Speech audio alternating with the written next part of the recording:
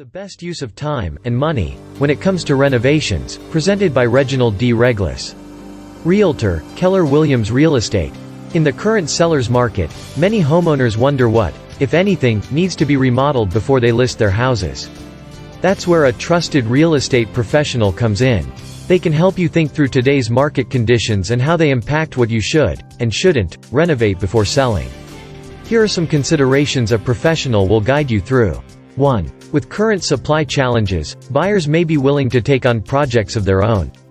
A more balanced market typically sees a 6-month supply of homes for sale. Above that, and we're in a buyer's market. Below that, and we're in a seller's market. Unsold inventory sits at a 2.6-month supply at the current sales pace, modestly up from May's 2.5-month supply but down from 3.9 months in June 2020. National Association of Realtors. If you're a seller trying to decide whether or not to renovate, this is especially important because it's indicative of buyer behavior. When there aren't enough homes for sale, buyers may be more willing to purchase a home that doesn't meet all their needs and renovate it themselves later.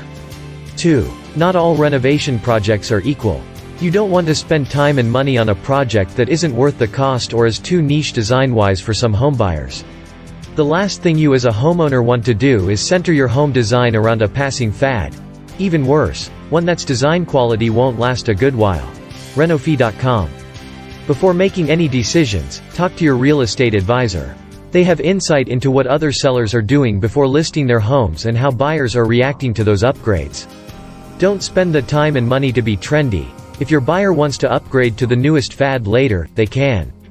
3. If you've already made upgrades this past year, your agent can help spotlight them. If you have already completed some renovations on your house, you're not alone. The pandemic kept people at home last year, and during that time, many homeowners completed some home improvement projects. 35% of households that completed an improvement project undertook some type of interior painting, while 31% completed a bathroom remodel and 26% installed new flooring. HomeAdvisor.